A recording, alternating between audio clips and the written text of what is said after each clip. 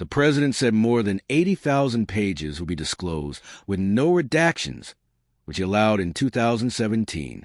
The public already has access to about 99.99% of the records. President Trump said officials plan to disclose a trove of classified government files on Tuesday about the assassination of President John F. In contrast to releases during his previous administration, Kennedy said there would be no redactions this time.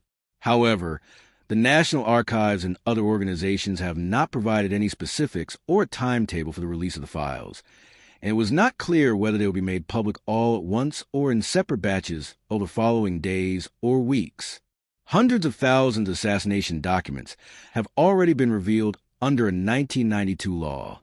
When he went to the John F. On Monday, Mr. Kennedy Center for Performing Arts Trump said the new release would total about 80,000 pages.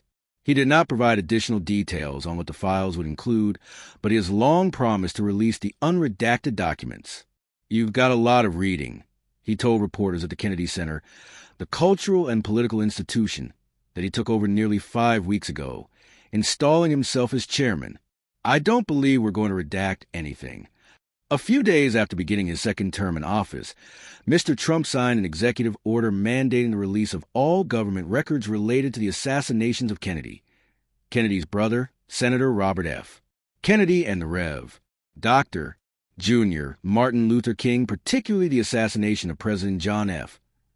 Kennedy has long fueled conspiracy theories, including some that Mr. Trump himself has indulged. With the exception of documents that could jeopardize national security, a 1992 law mandated that the government make all documents pertaining to the murder public within 25 years. In 2017, Mr.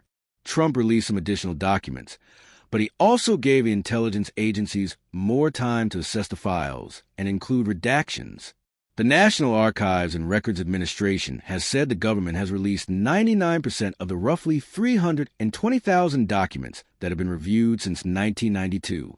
But thousands of documents have remained fully or partially withheld for national security reasons, or because they are under grand jury seal or related reasons.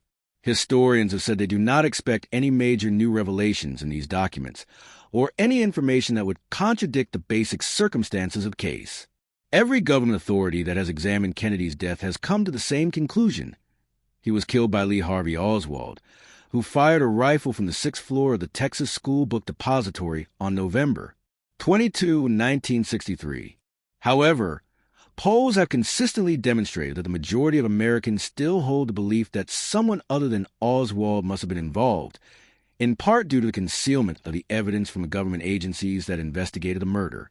When the Biden administration released a raft of Kennedy assassination papers in 2023, officials said they were confident that none of the withheld information would change the basic understanding of the assassination.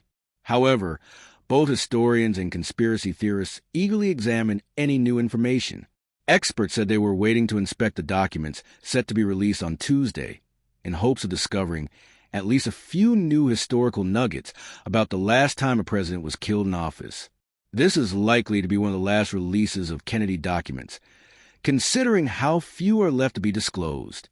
However, the FBI said in February that it had discovered about 2,400 new documents during a search after Mr. Despite the fact that it did not indicate what they might contain, Trump's order, it's unclear if those documents will be part of the release that Mr. Trump said would happen on Tuesday.